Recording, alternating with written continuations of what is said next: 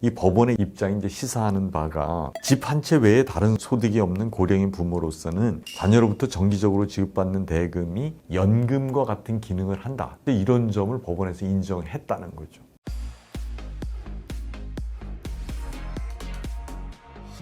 안녕하세요. 행복한 상속의 홍순기 변호사입니다. 이번 시간에는 지난 시간에 예고를 드린 대로 장기간 부모에게 드린 생활비를 부모 아파트 매수자금으로 인정받을 수 있을까? 그 부분에 관해서 말씀을 드리겠습니다. 아직까지 구독자가 아니시면 구독, 좋아요 눌러주시면 감사하겠습니다. 우선 사례를 보겠습니다. 장기간에 걸쳐 부모에게 생활비를 드리고 부모 아파트를 물려받기로 했는데 그동안 드린 생활비를 부모 아파트 매수대금으로 인정받을 수 있을까? 이게 이제 사례인데요. 이게 실제로 있었던 대법원 판결을 사례로 구성을 해 본 겁니다. 증여세 과세 처분 취소, 이 대법원 2014년 10월 15일 판결입니다. 그 사안을 보면은 우선 A를 아버지라고 그러고 B를 어머니라고 했을 때 A와 B는 원고의 부모이고, 그러니까 원고는 딸입니다. 원고는 남편과 3명의 자녀를 두고 부모와 따로 살고 있었다. 아버지는 1993년 아파트를 매수해서 소유하다가 2002년 어머니에게 이를 증여했다. 그러니까 원고는 2010년 어머니로부터 이를 매수했다. 원고는 2007년 10월부터 2013년 1월까지 어머니 명의의 예금 계좌로 매월 120만 원씩 합계 6,910만 원을 송금했고, 이 돈은 아버지와 어머니가 생활비와 채무 변제로 사용했다. 어머니는 위 아파트를 담보로 6,200만 원의 근저당권부 채무를 부담하고 있었는데 원고는 2011년 6월 어머니 대신 어머니의 채무를 변제했다. 그런데 과세관청은 어머니가 위 아파트를 원고인 딸에게 증여한 것으로 보아 원고에게 증여세를 부과한 그런 사안입니다. 한꺼번에 매수대금을 다 드리지는 않았는데 장기간에 걸쳐서 상당한 생활비를 드렸고, 그 다음에 또 하나는 어머니의 채무를 갚아줬잖아요. 그리고 나서 매매 형식으로 해서 받았는데 과연 지금까지 드린 생활비 같은 게 매수대금으로 인정받을 수 있느냐, 그런 문제입니다. 국세청에서는 증여세를 부과한 거죠. 그러니까 그 딸이 지금 증여세 과세 처분을 취소해달라,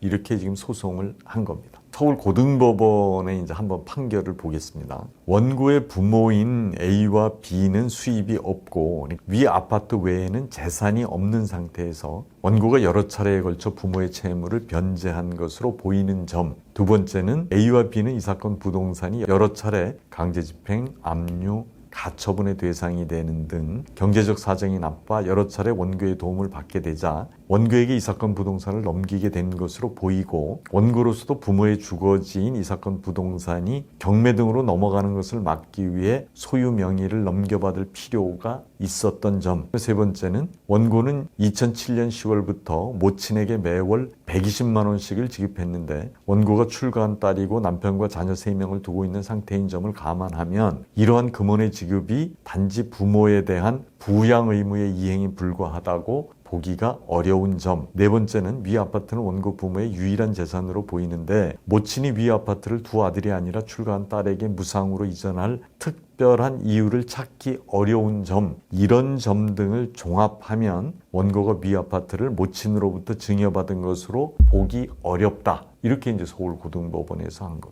오히려 비록 양도인이 모친이지만 취득 전후를 통해 정당한 대가를 지급하고 매수한 것이거나 적어도 부담보 증여로 취득한 것으로 봄이 상당하다고 할 것이다. 이렇게 판결했습니다. 딸이 그동안 들인 생활비를 합치고 그 다음에 딸이 그 근저당권이 설정돼 있던 대출금을 갚은 거, 이런 거를 통해서 볼 때는 정당한 대가를 지급하고 매수한 것으로 보이기도 하고, 또 하나는 거기에 차액이 좀 있더라도 그거는 이제 부담부 증여라고 옛날에도 한번 말씀을 드렸는데, 생활비나 근저당 채무를 갚아준 것을 매수대금으로 하고, 또 하나 앞으로 우리를 보살피는 부양료까지 합쳐서 네가 이거를 가져가라, 이렇게 볼 수도 있다는 거죠. 이 부분을 대법원에서는 그대로 확정했습니다. 증여세 과세처분 취소 사건을 통해서 볼 수 있는 게 뭐냐 하면, 이 법원의 입장이 이제 시사하는 바가 집 한 채 외에 다른 소득이 없는 고령인 부모로서는 자녀로부터 정기적으로 지급받는 대금이 연금과 같은 기능을 한다. 이런 점을 법원에서 인정했다는 거죠. 그리고 또 하나는 앞으로 자녀가 부모에 대한 부양을 전제로 부모의 주택을 이전받는 거래 유형이 고령인 부모의 노후 설계 수단으로 활용될 수 있다는 점을 인정한 겁니다. 그러니까 이제 집이 한 채밖에 없는 이제 부모님 입장에서는 자녀가 주는 생활비나 앞으로 주게 될 생활비, 이제 거기에 따라서 집을 넘겨주더라도 그게 이제 매수대금으로 인정받을 수 있다. 이제 여기에 관한 판례라고 볼 수가 있습니다. 여기에서 이제 하나 좀 주의를 하셔야 될 거는 등가성이라는 게 있는데, 그러니까 이제 생활비 드리는 거하고 앞으로 생활비 드릴 거, 이거하고 아파트 매매 대금이 어느 정도의 가격 차이가 있느냐, 이게 등가성이라는 건데, 그게 어느 정도 부합을 하면 이제 과세관청에서는 이것을 이제 매매로 볼 수도 있고 부담부 증여라고 아까 말씀드렸지만 이제 그것으로 볼 수가 있지만, 만약에 그 차이가 많이 난다면 그 차액은 증여로 볼 가능성이 있다. 이 점을 조심하실 필요는 있습니다. 이상 영상이 유익하셨다면 구독, 좋아요 부탁을 드리겠습니다. 다음 시간에는 부모에게 빌린 전세자금, 거기에 대해서 증여세를 안 내려면 어떻게 해야 되는지 그 부분에 관해서 말씀을 드리도록 하겠습니다. 감사합니다.